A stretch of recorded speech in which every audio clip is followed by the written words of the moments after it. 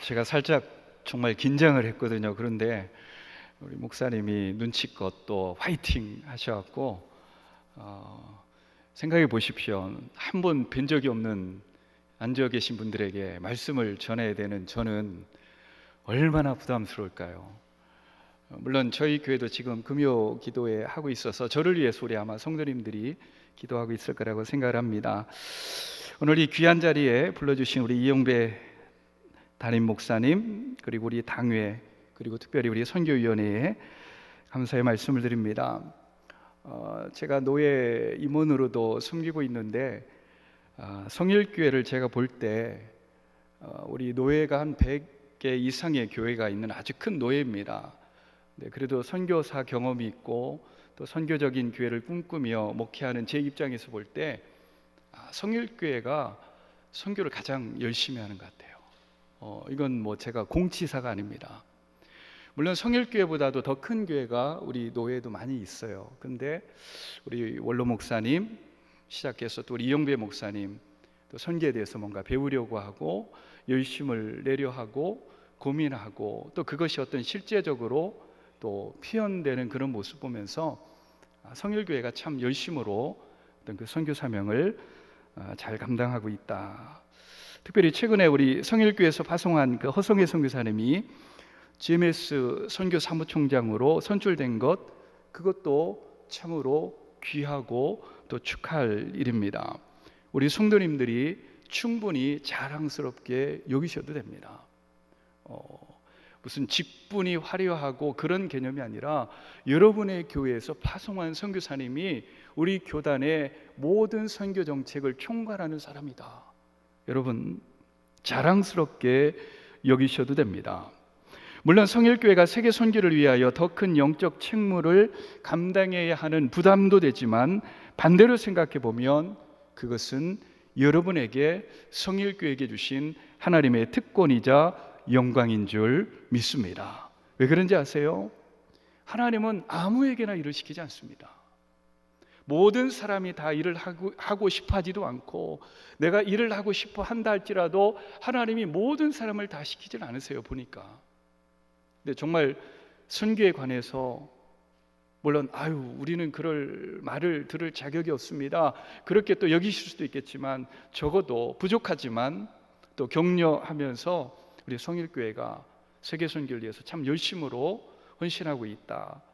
이렇게 또 격려해드리고 싶고 또 그것이 부담이 아니라 우리에게 어떤 영광과 또 특권으로 고백되어질 수 있기를 주의 이름으로 간절히 축원합니다.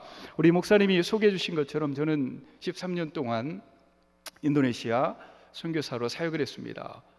여기 보니까 이 유병극 목사님이 제가 사역할 때 청년 때 왔었어요. 참 인연이 또 여기서 이렇게 만나게 되네요. 저는 중계동 노원구 중계동에 강북의 대치동이라고 불리는 은행 사거리에 학원가가 참 많죠.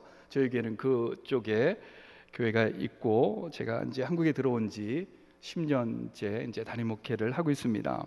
우리 교단 선교부 그리고 외기라는 우리 교회에서 파송한 우리 김석준 목사님 선교사님이 외 파송 선교사님이시죠. 그 외기에 또 제가 이사로 섬기면서 어쨌든 교회가 이 시대에 어떻게 교회를 선교적 교회로 만들어갈 수 있을까? 저희 교회로부터 또 작게는 또 우리 주변의 교회들 또 노회에 있는 여러 교회들 또 함께 우리 목회자들과 고민하면서 저도 작은 경험이지만 그 경험을 나누고 함께 어떻게 하나님 나라를 확장해 갈 수 있을까 고민하며 그렇게 사역을 하고 있습니다. 오늘 저는 설교의 제목에 등장한 낯선 단어가 하나 여러분의 귀에 들릴 것입니다. 균등함이라는 키워드를 가지고 오늘 선교에 관한 이야기를 나누고자 합니다. 오늘 우리가 읽었던 사도행전 말씀은 성령으로 충만했던 초대교회의 이야기입니다. 특히 사도들은 십자가 복음을 전하지 말라는 당시 종교 지도자들의 위협과 투옥의 그 위협에도 불구하고 거룩한 불복종을 합니다. 하나님께 복종합니다. 담대히 하나님의 말씀을 전했습니다. 외부적으로는 종교 지도자들의 탄압이 있었지만 예루살렘 초대교회 공동체의 모습은 전혀 위축되지 않았습니다. 오히려 초대 예루살렘 교회 공동체는 따뜻한 모습을 간직한 사랑의 공동체로 점점 더 발전하고 있었습니다. 성경은 이 이야기에 앞선 4장 초반부에 두 사도의 첫 번째 구속되고 석방된 이야기, 그리고 5장 중반부에 기록된 사도들의 제2차 구속 및 석방 이야기, 그 사이에 하나의 독립된 단락으로 오늘 두 개의 이야기를 기록하고 있습니다. 오늘 읽었던 본문의 말씀입니다. 하나는 초대 예루살렘 신앙 공동체의 아름다운 형제애를 소개하고 있습니다. 다른 하나는 아나니아와 삽비라의 이야기를 통해 탐욕의 문제, 그 죄의 문제를 엄중하게 다루고 계시는 하나님의 손길을 소개하고 있습니다. 오늘 이 전혀 상관없이 보여지는 이 두 개의 이야기를 통해 저는 오늘 선교에 관하여 특별히 균등함이라는 이 단어를 가지고 함께 선교에 대한 비전들을 나누어 보고자 합니다. 여러분, 성경은 성령으로 충만했던 초대 예루살렘 교회의 아름다운 신앙 공동체의 모습을 이렇게 소개합니다. 믿는 무리가 한 마음과 한 뜻이 되었다. 자, 그것은 어떻게 나타났습니까? 모든 물건을 서로 통용하는 모습으로 나타났습니다. 물론 이 말은 모든 것을 공동 소유했다는 의미가 아닙니다. 공동 소유를 위하여 사유재산권을 포기했다거나 혹은 사유재산권을 인정하지 않았다, 그런 뜻이 아닙니다. 성령으로 충만했던 사도들은 큰 권능으로 예수 그리스도의 부활을 증거했고, 성도들은 사도의 가르침에 큰 은혜를 받고 보니 성령으로 충만한 성도들의 눈에 누가 먼저 보였을까요? 바로 가난한 믿음의 형제들이 보이기 시작합니다. 그들에게 관심을 갖기 시작합니다.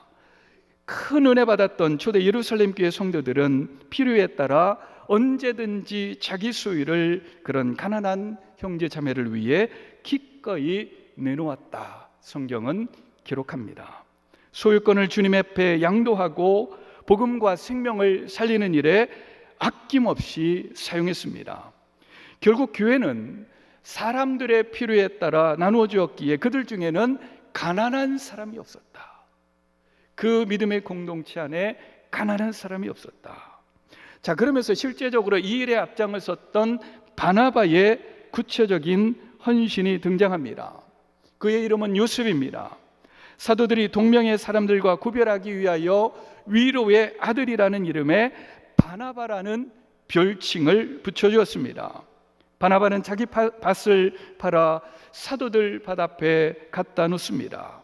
재산의 법적 권한을 양도했다는 뜻입니다. 바나바뿐만 아니라 땅이나 집을 가진 많은 성도들이 그것을 팔아 사도들의 발 앞에 두었고, 사도들은 그것을 가지고 각 사람의 필요에 따라 나누어 주었습니다. 초대 예루살렘 교회 공동체가 이렇게 할 수 있었던 것, 그들이 말씀을 통해 큰 은혜 받은 그들이, 성령으로 충만했던 그들이 자기 재물을 조금이라도 자기 것으로 생각하는 이가 하나도 없었다. 사랑하는 성도 여러분, 어찌 본다면 세상에 아무리 작은 것이라도, 아무리 여유가 있는 사람이랄지라도 내 것을 주장하고 싶고, 그런데 이 초대교회 성도들, 성령으로 충만했던 그들은 탐심으로부터 자유로웠습니다. 여러분, 교회는, 성도는 어떤 고백을 하는 사람들일까요? 내 것은 하나도 없고 내 존재로부터 존재에 필요한 모든 차원에 이르기까지 이 모든 것은 하나님이 내게 주신 선물이라고 고백하는 자들의 모임이 교회예요. 성도의 고백이 되어야 합니다. 내 것은 아니에요. 내 것 없습니다. 재물도 자식도 건강도 하나님이 내게 맡겨주신 것들입니다. 그래서 은혜를 받으면 탐욕으로부터, 탐심으로부터 자유로워집니다. 하나님 앞에 자꾸 드리고 싶고 믿음의 형제들과 나누고 싶어집니다. 오늘 사랑하는 성도 여러분, 초대교회 성도들의 삶이 우리에게 도전되는 것은 교회 공동체가 이 형제의 가난의 문제에 관하여 어떻게 해요? 적극적으로 대처했다, 적극적으로 임했다는 것에 있습니다. 이것은 단순한 물질의 문제만은 아닙니다. 정신적인 가난, 즉 인간의 소외와 외로움의 문제까지도 다 포함을 하고 있습니다. 그 어떤 사회도, 그 어떤 정치가도 해결하지 못했던 문제를 성령과 말씀의 은혜로 충만했던 초대 예루살렘 공동체가 그 문제를 해결한 것입니다. 새 계명을 너희에게 주노니 서로 사랑하라. 내가 너희를 사랑한 것 같이 너희도 서로 사랑하라. 사랑하는 성도 여러분, 예수님이 친히 본을 보여주셨고 가르쳐 주셨던 말씀과 같이 성령으로 충만했던 초대교회 공동체는 나눔과 베품의 원리를 가지고 그들의 그 가난의 문제를 해결하기 시작합니다. 그들은 부활하신 예수님, 그분의 가르침을, 예수님의 본을 말로만 증거하지 않았습니다. 오늘 이 본문을 통해 이 시대의 교회, 우리 성도들이 추구해야 할 것이 무엇인가? 여러분, 명확한 길을 오늘 말씀을 통해 함께 고백하고자 합니다. 말씀의 가르침을 받아 큰 은혜 받기를 사모하고 성령으로 충만함으로 탐심으로부터 자유하고 나눔과 베품의 공동체로 살아가는 것. 오늘 성경이 우리에게 가르쳐주는 시대를 초월하여 우리가 살아가야 될 분명한 삶의 이정표를 보여주고 있습니다. 초대 예루살렘 교회 공동체는 그들은 소유가 전부이고 소유가 행복이라고 가르치며 소유가 없으면 죽을 것이라는 세상의 거짓 신화를 단호히 거부합니다. 꼭 그럴 필요가 있을 때에는 자기의 모든 소유를 포기하면서까지 공동체를 부양했고 연약한 이웃들에게 나누었습니다. 그것은 주신 은혜에 대한 감사의 고백이자 부활하여 통치하시는 예수님이 진정한 공급자가 되실 것을 그들이 믿었기 때문이에요. 오늘 사랑하는 성도 여러분, 성령 충만했던 사도행전적인 이 공동체는 각 사람의 필요를 아는 공동체일 뿐만 아니라 그것에 기쁨으로 동참하고 헌신하는 공동체를 말합니다. 오늘 예루살렘 초대교회 공동체가 보여준 이 주 안에서의 아름다운 한 마음과 한 뜻으로 균등함을 이뤄가는 이 공동체의 이 원형의 모습을 초대 예루살렘 교회 공동체가 보여주고 있습니다. 부유한 자들의 것이 가난한 자들에게 흘러갑니다. 그래서 어떻게 돼요? 결국은 균등함의 원리를 이어갑니다. 여러분, 이러한 나눔과 베품의 아름다운 초대교회 전통은 예루살렘 교회 공동체 그 안에뿐만 아니라 이제는 교회와 교회, 특별히 예루살렘 교회와 이방인 교회의 나눔과 베품으로 그 외연이 확장되기 시작합니다.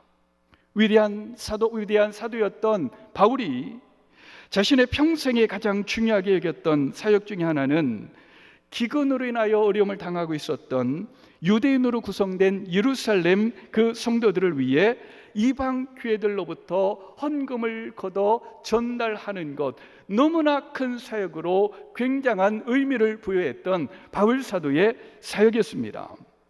그 이유는 바울 사도 역시 하나님의 뜻, 즉 균등케 함에 대한 인식을 갖고 있었기 때문입니다.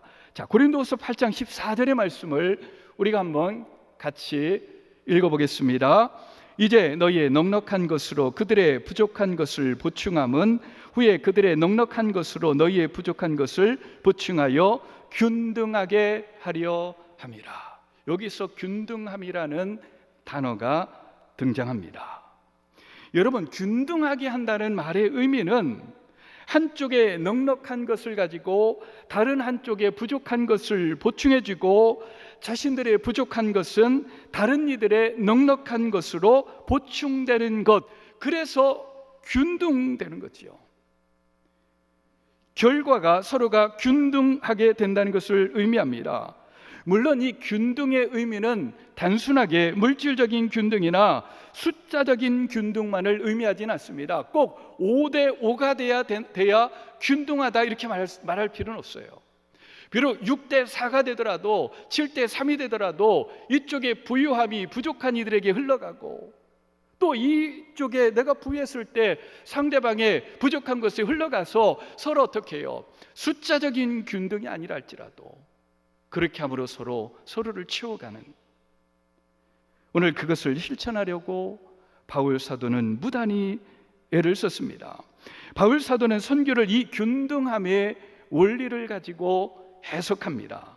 여러분, 형제로 가득했던 예루살렘 공동체가 어떻게 합니까? 이제는 사마리아 그리고 이방 도시들에게 복음을 전하게 되고, 안디옥에 교회가 생기게 되고, 고린도와 마게도냐 지역에 교회가 생기기 시작합니다. 자, 그런데 복음을 나눠주었던 예루살렘 교회 공동체가 그들이 오랜 기근으로 인하여 고통을 당하게 되는 사건이 발생합니다. 자, 이때 바울은 앞서 이야기한 것처럼 이방인 교회들로 하여금 예루살렘 교회를 돕는 일을 독려합니다. 이때에 고린도 교회가 1년 전부터 극심한 가난으로 어려움을 겪고 있었던 예루살렘 교회를 위하여 연보를 시작합니다. 요즘으로 이야기하면 구제헌금을 시작한 거예요. 선교헌금을 그들이 시작합니다.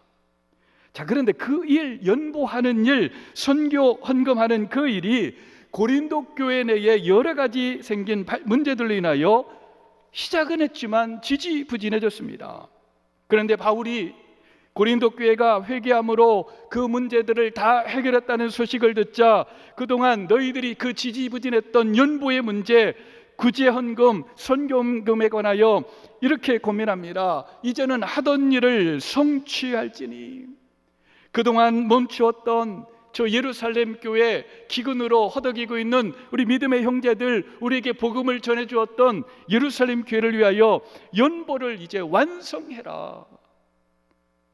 바울이 고린도 교회를 향하여 이렇게 고민하는 것은 1차적으로는 기근으로 어려움을 당하고 있는 예루살렘 교회를 위한 것이지만, 연보를 통한 이 구제의 사역은 단순하게 구제나 긍휼을 베푸는 것 이상의 의미가 있습니다. 연보는 예루살렘을 중심으로 한 유대인 교회와 이를 도왔던 고린도 교회를 포함한 여러 이방 교회들의 연합과 일치를 보여주는 아주 중요한 사건입니다. 상징입니다.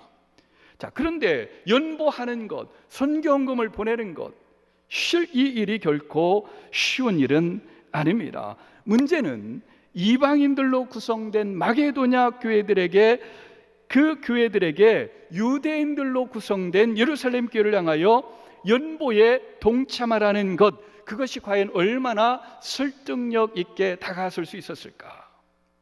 현실적으로 고린도서에 등장하는 마게도냐 교회들은 극심한 가난에 시달리고 있었습니다. 자, 극심한 가난에 시달리고 있었던 마게도냐 교회, 이방인 교회가 유대인으로 구성된 예루살렘 교회에 연보를 한다? 단순한 긍휼 혹은 구제하는, 불쌍히 여기는 그 이상의 그 어떤 것이 필요했습니다. 자, 그런데 고린도서 8장과 9장을 보면 그나마 고린도 교회가 예루살렘 교회를 위하여 연보를 시작한 것은, 선교 헌금을 시작한 것은 그나마 아가야 지방에 부유했을 뿐만 아니라 이 고린도 교회는 이방인 교회였지만 유대적 색채가 강한 공동체였습니다. 그러니까 이방인 교회였지만 유대 색채가 강했습니다.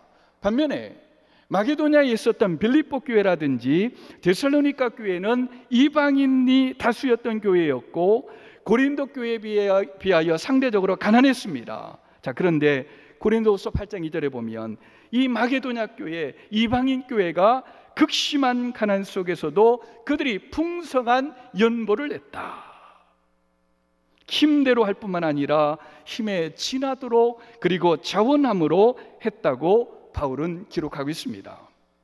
바울에게 이 사역에 우리 마게도냐 교회들도 참여할 수 있도록 간청했을 정도로 적극적으로 이 이방인 교회들이 연보 사역에 뛰어듭니다. 지금 친유대 성향의 고린도 교회는요, 교회 내에 문제들 인하여 예루살렘 교회를 돕는 일, 연보하는 일에 지지부진하고 있는데, 반대로 이방인들로 구성된 마게도냐 교회는 극심한 가난 가운데서도 그들이 연보하는 일에 열심을 냅니다. 바울 사도는 마게도냐 교회의 성도들의 그들의 헌신을 이렇게 표현합니다. 많은 시련과 넘치는 기쁨. 여러분, 극심한 가난과 풍성한 헌금이라는 서로 다른 개념들을 사용해 마게도냐 교회가 예루살렘 교회를 향한 그 연보 사역에 선교헌금에 동참하는 일에 얼마나 헌신적이고 얼마나 희생적이었는지 그것을 강조하고 있습니다. 한번 생각해 보십시오. 많은 환난과 시련 가운데 풍성한 연보를 냈다. 이건 굉장히 역설적이지요. 마게도냐 교회의 풍성한 연보, 그 선교헌금은 액수가 많았다 그런 의미도 있겠지만, 그것이 아니라 할지라도 기근에 닥친 예루살렘 성도들을 돕고자 했던 그들의 후한 마음의 풍성함을 가리키기도 합니다. 자, 그렇게 함으로 결국 뭐예요? 서로가 균등해지는 거예요. 초대 예루살렘 교회 공동체가 한 마음과 한 뜻으로 물건을 서로 통용하는 것, 그렇게 함으로 균등함을 경험한 것처럼 마게도냐 교회로 대표되는 이방인 교회와 예루살렘 교회 간의 자발적인 상호 나눔이었던 이 연보를 통한 균등의 의미는 사회주의가, 공산주의가 말하는 인위적인 분배나 공유를 통한 경제평등이 아닙니다. 성도들이 갖고 있는 하나님이 주신 것들, 그것을 자신들의 그 여유와 부유를 상호 간의 자발적인 나눔을 통해 상대방의 부족함을 채워주고, 또 이로 인하여 성도들이 복음 안에서 어떻게 해요? 덕을 끼치는 유익한 영적 평균을 균등함이라고 말하고 있습니다. 오늘 사랑하는 성도 여러분, 고린도 교회, 예루살렘 교회에 비하여 이 고린도 교회는요 넉넉했어요. 그러면 고린도 교회의 이 넉넉함의 이유는 어디에 있었을까요? 예루살렘 교회의 부족함을 채워주라고. 언젠가 고린도 교회가 부족함을 느낄 때에 예루살렘 교회는요 어떻게 해요? 고린도 교회의 그 부족함을 보충해주는 역할을 하게 될 것입니다. 그렇게 하면 어떻게 해요? 서로 균등하게 되는 것입니다. 그것을 통해 하나님의 뜻, 서로가 서로의 부족함을 채워 균등하게 하려 하심이라는 하나님의 뜻을 실천하는 것입니다. 여러분, 선교는 무엇일까? 여러 가지로 정의할 수 있지만 저는 오늘 고린도후서 8장 14절의 말씀을 통해 선교는 바로 하나님의 뜻, 균등하게 하려는 것을 실천하는 것이, 그것이 바로 선교다. 그리고 이 균등은요 상호적이에요. 저는 지난 주간에 인도네시아를 다녀왔습니다. 저희 교회에서 세운 학교가 있어서 지난 주간에 인도네시아를 다녀왔습니다. 보통 단기 선교를 가거나 비전 트립을 가면 우리가 가서 뭘 좀 해주고 와야지, 우리가 가서 좀 도와주고 와야지, 막 그런 열심과 열정으로 가지만 여러분, 거의 돌아올 때 많은 사람들의 고백은 뭡니까? 내가 은혜를 받았습니다. 내가 그 성도들의 헌신과 그들의 순수함과 그들의 복음에 대한 열정 때문에 나의 잠자던 나의 복음의 야성이 다시 일어났습니다. 내가 너무 행복한 줄 모르고 살았습니다. 여러분, 우리는 물질을 가지고 혹은 기도를 가지고 사랑을 가지고 그들의 부족함을 채워주고 그것에서 복음을 전했을 때 우리는 또 그들로부터 뭘 받아요? 그들의 복음에 대한 열정, 순수함, 사랑, 우리도 체험받고 결국 그래서 균등하게 되는 것이죠. 여러분, 비전 트립은, 단기 선교는 또 여러분들이 그게 아니라 할지라도 성일교회가 많은 선교사님들을 후원하고 그랬을 때에 우리가 무조건 준다고 생각하지 마세요.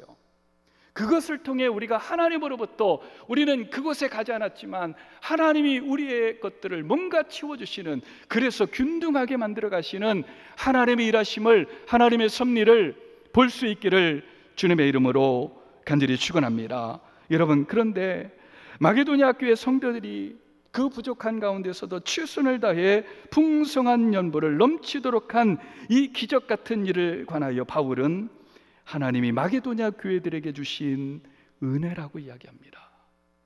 여러분, 바울은 이 은혜를 고린도 교회 성도들에게 알리고 싶어서 편지를 써보냈고, 그것은 예루살렘 교회를 돕는 일에 미진했던 고린도 교회 성도들에게 신선한 충격으로 다가옵니다. 자기들은 교회 일 때문에 미리 연보를 시작했지만 멈추고 있는데, 저 마게도냐 교회에 바울 사도가 편지를 써서 보냅니다. 야, 마게도냐 교회를 봐라. 저 극심한 가라앉 가운데서도 넘치는 연보를 가지고 예루살렘 성도들을 향하여 그렇게 함으로 균등케 하려는 저들의 열심을 보아라. 그게 은혜라고 기록을 합니다. 사랑하는 성도 여러분, 우리는 질문해야 합니다. 어떻게 극심한 가난 가운데 넘치는 연보를 한 것을 하나님의 은혜라고 말할 수 있을까? 마게도냐 교회에게 주신 은혜라고 말할 수 있을까? 우리가 일반적으로 은혜를 받았다고 하면, 설교를 듣고 나서 우리 담임 목사님이나 교역자들 통해 설교를 듣고 마음의 위로를 받고 도전을 받을 때, 또 내가 바라던 것이 이루어졌을 때 은혜 받았습니다, 은혜입니다, 하나님 내게 은혜를 베풀어 주셨습니다. 마음이 기쁠 때도 은혜 받았다고 얘기합니다. 마음뿐만 아니라 환경이 좋아지고 시련도 없어지고 우리 인생의 살림살이도 나아지는 것, 하나님이 내게 은혜를 주셨다고 고백을 합니다. 맞는 말이지요. 사람들은 다 자기 입장에서 은혜를 생각합니다. 그런데 사랑하는 성도 여러분, 적어도 은혜는 거기에 그치면 안 됩니다. 오늘 마게도냐 교회 성도들을 보십시오. 많은 환난과 시련 중에서도 그들에게 극한 가난이 있음에도 불구하고 그들이 풍성한 연보를 냈다. 이게 왜 은혜일까요? 이것이 은혜인 것은 하나님의 은혜가 아니고는 도저히 일어날 수 없는 일이죠. 어떻게 이런 일이 일어날 수 있습니까? 앞서 초대교회 예루살렘 교회에 임했던 큰 은혜가 나눔으로 나타났음을 기억할 필요가 있습니다. 사랑하는 성도 여러분, 우리가 하나님으로 받은 은혜는, 우리가 고백하는 은혜는 받음과 누림으로 그치는 것이 아니라 나눔과 섬김을 통해 완성된다는 사실을 고백할 수 있기를 주의 이름으로 간절히 축원합니다. 내가 하나님의 은혜를 받는 것에 그치는 것이 아니라 그것을 흐르는 데까지 나가야 그게 진짜 은혜예요. 은혜 받은 자의 모습입니다. 하나님이 주신 참된 은혜는 나의 고난이 제거되기만을 바라기보다는 나의 시련을 통해 지체의 고통을 헤아리고 다른 이들의 고난에 참여하기를 바라는 마음을 낳습니다. 오늘 마게도냐 교회인들, 힘에 지나도록 도움으로 자신들의 덜 배부름을 통해 더 배고픈 이들을 돕습니다. 그렇게 함으로 균등함의 원리를 실천합니다. 마게도냐 교회들의 이러한 헌신은 넉넉한 소유 때문이 아니라 그들 안에 넘치는 감사 때문입니다. 오늘 사랑하는 성도 여러분, 감사의 정점은요, 누림이 아니라 나눔이에요. 많은 사람들이 감사의 정점을 누림에서 그치고 말지만, 정말 감사하다면 그 감사의 끝은 어디를 향해야 될까요? 나눔으로 향해야 합니다.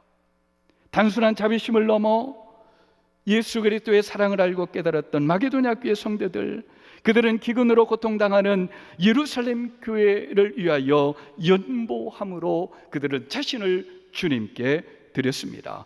그렇게 함으로 나타난 결과가 뭐예요? 균등함이에요. 균등함. 내 소유가 더 많아지는 것보다 내 나눔이 더 많아지는 것이 진정한 은혜 받은 자의 삶인 것을 고백할 수 있기를 주의 이름으로 간절히 축원합니다. 여러분, 성일교회가 더 많은 것을 쌓아두고 은행의 잔고를 자랑하는 것보다 우리가 얼마나 하나님 앞에 받은 은혜를 나누었는가, 그게 우리의 자랑거리가 되겠죠. 우리가 구제하고 순교하는 일에 왜 열심을 내야 합니까? 그걸 통해 하나님이 균등케 하시려는 그 역사들을 이루어가기 때문에. 저희는 2월에 저희가 파라과이에, 저희는 미얀마에 선교사님 파송을 하고 파라과이에 파송을 하고 인도네시아에서 학교를 운영하고 있고, 세상에 이번에 2월 달에 파라과이를 갔다 왔습니다. 여러분, 제가 남미를 갔다 오면서 느낀 게 있어요. 남미를 갔다 오지 않고서는 여행을 말하지 마세요. 12시간 카타르까지 비행기를 타고 거기서 브라질 상파울루까지 15시간을 또 비행기를 타고 다시 2시간을 타서 파라과이를 갔는데요, 야, 정말 파라과이 같은 이런 나라가 있을까? 저는 그냥 남미의 비슷한 나라라고 생각했는데요, 정말 내가 가본 나라 중에 가장 정말 비정상적인 나라. 12명이 남미를 갔다 왔습니다. 우리 1억을 쓰고 왔습니다. 남들이 보면 미쳤다고 생각할 거예요. 여행비를 하고 사역비를 하고 보니까요, 12명이 돈을 계산해 보니까 1억을 썼어요. 왜 할까요? 그 1억 이상의 가치가 있고, 뭔가 우리를 통하여 하나님이 그 땅을 보게 하셨고, 우리를 통하여 그 남미 땅을 향하여 뭔가 흘러보내시려는 하나님의 그 균등케 하시려는 그 역사 앞에 아르헨티나를 가고 볼리비아를 가고 가는 곳마다 우리 치매 선교사님들 초대해서 식사를 대접합니다. 20년 된 선교사님들이 막 손을 잡고 막 엉엉 우세요. 목사님 고맙습니다. 왜요? 나는 후원하는 것도 아니고 아무것도 아닌데 이 땅에 온 것만 해도 고맙습니다. 외람내 말씀이죠. 우리 교회는 내가 이 남미 땅에 20년 와 있는데 한 번 오질 않았습니다. 이해는 할 수 있습니다. 너무 머니까. 그런데 목사님이 오셔서 교회들이 12명이 와서 식사를 대접하고 너무 감사하다는 거예요. 정말 쥐구멍이라도 있으면 숨고 싶었습니다. 그런 말을 들으려고 한 게 아닌데. 여러분, 선교는 누가 할 수 있을까요? 여러분, 은혜 받은 자가 하는 거예요. 은혜 받은 자들이, 은혜 받은 교회가. 마게도냐 교회의 훌륭한 점은 그들의 이 연보 행위가 바울의 요청에 대한 응답이 아니라 그들이 먼저 자발적으로 헌금을 하겠다고 바울에게 요청한 데 있습니다. 여러분, 우리에게 간절히 구했다. 이 마게도냐 교회 성도들은요, 바울 사도에게 우리도 그 연보 사역에 좀 동참할 수 있도록 좀 끼워주세요.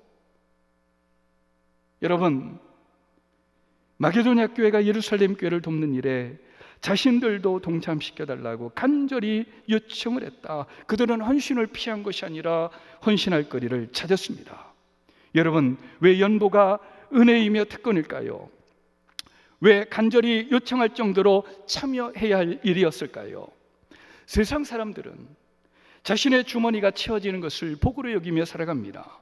하지만 예수 믿는 그리스도인들은 자기 주머니에서 나가는 것을 은혜와 복으로 여기며 살아가는 사람들이에요.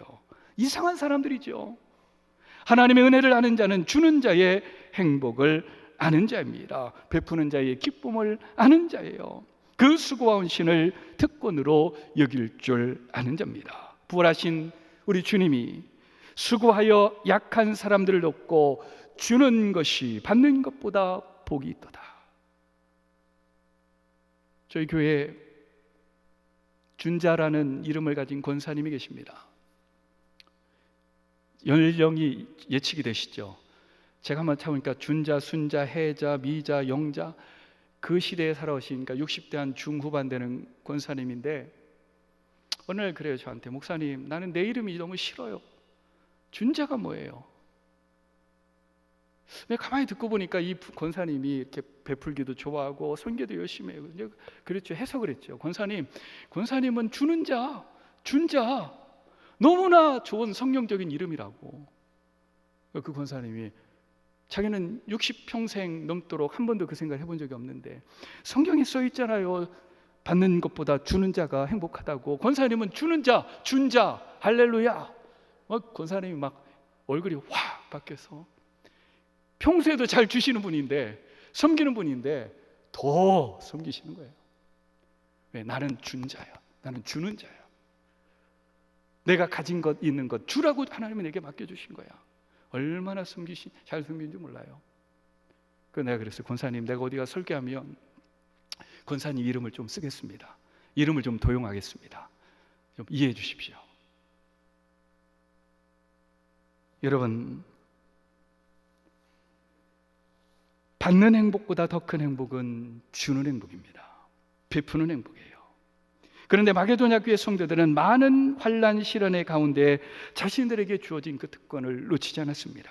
극심한 가난조차도 그들을 막지 못합니다. 그것이 왜 특권인 것을 알았고 그것이 자신들에게 주신 하나님의 은혜인 것을 알았기에. 여러분, 나눌 수 있는 것이 특권이고 베풀 수 있는 것이 감사요, 헌신할 수 있는 것이 은혜인 줄 믿습니다. 그 중심에 선교가 있습니다.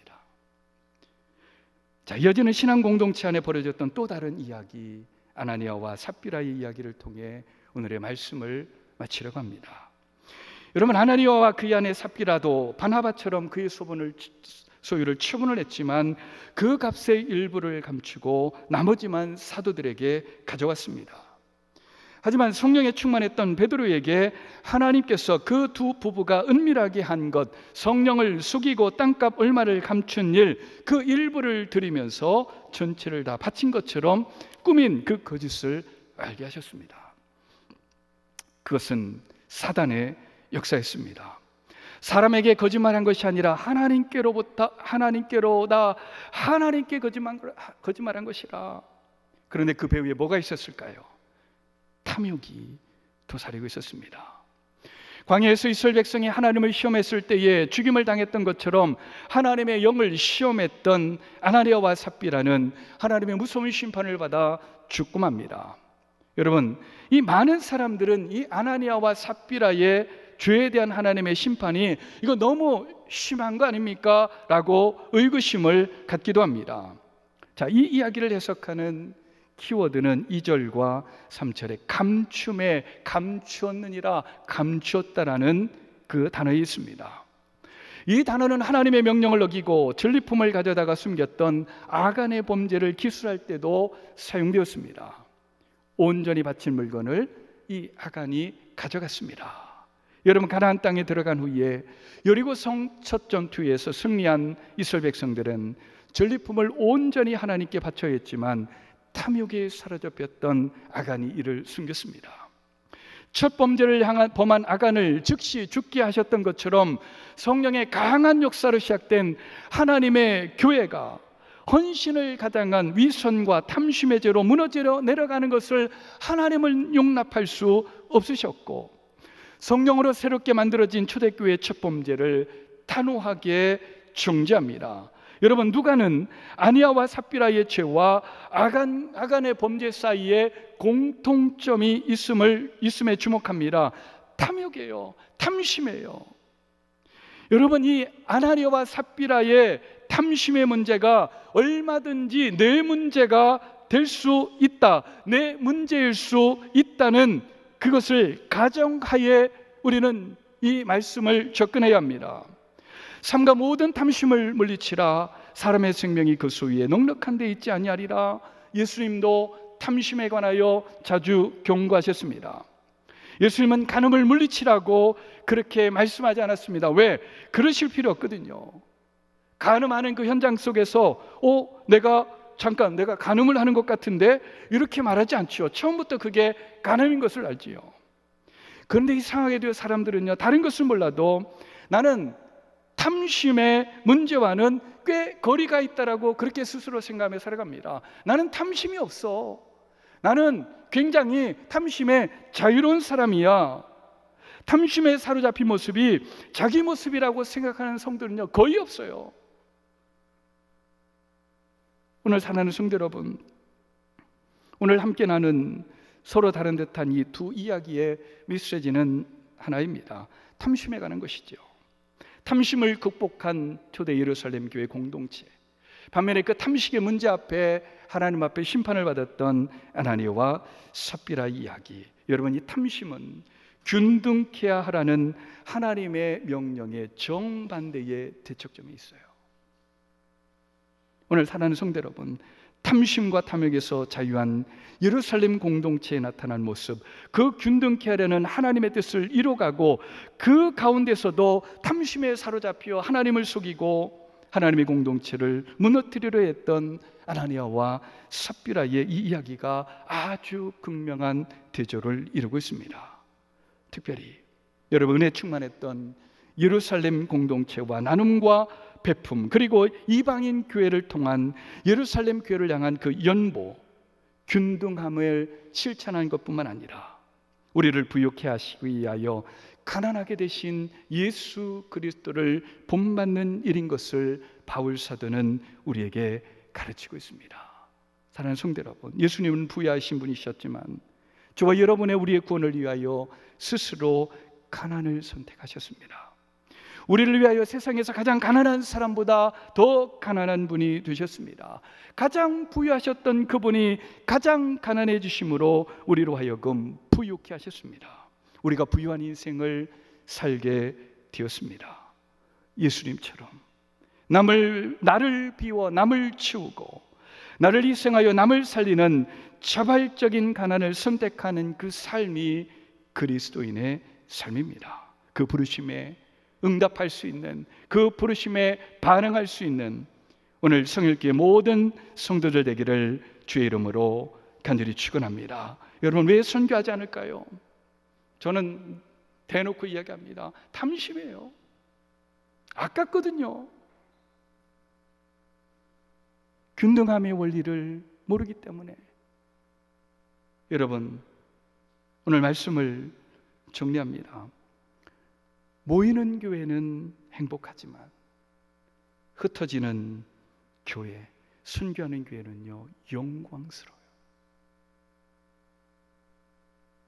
미얀마에 저희 선교사님을 파송하고 군대 쿠데타가 일어났을 때에 저희 당회에서 결정을 했습니다. 일단 철수를 시키자. 그래서 그 선교사님을 철수시키고 1년에 교회에 같이 있다가 다시 가는 날 예배 때 파송의 예배를 부르면서 제가 막 엉엉 울었어요. 우리 성도들이 그럽니다. 아유, 우리 목사님 또 우시네. 우리 선교사님 저 미얀마에 가서 고생할 거 생각하니까 저렇게 또 우시나 보다. 아니에요. 미얀마하고 저하고 무슨 상관이 있습니까? 피가 섞였습니까? 내가 아는 사람이 있습니까? 근데 내가 뭐라고? 아무도 알아주지도 않고 관심이 없는 저 미얀마 땅을 내가 품고 선교사를 보내고 그것 때문에 아파할 수 있는 그 자체가 너무나 감격스러워서 내가 뭔데 하나님. 오늘 성일교회, 저는 우리 성일교회가 참 그래도 잘하고 있다고 저는 그렇게 생각합니다. 앞서 이야기한 것처럼요, 우리끼리 모여서 재밌게 이야기하고 놀러가고 먹고 마시고 그래요. 행복하지만 흩어지는 교회, 순교하는 교회는요, 영광스럽습니다. 저는 그 영광을 성일교회가 계속해서 간직하고 더 큰 영광의 자리에 우리 성일교회가 세워지기를 주의 이름으로 간절히 축원합니다. 특별히 탐심과 싸우며 성일교회가 지금껏 열심히 세계 선교를 위하여 달려온 것처럼 균등케 하라는 하나님의 이 명령을 특권으로 알고 세계 선교에 계속해서 앞장서는 영광스러운 교회가 되기를 주님의 이름으로 간절히 축원합니다.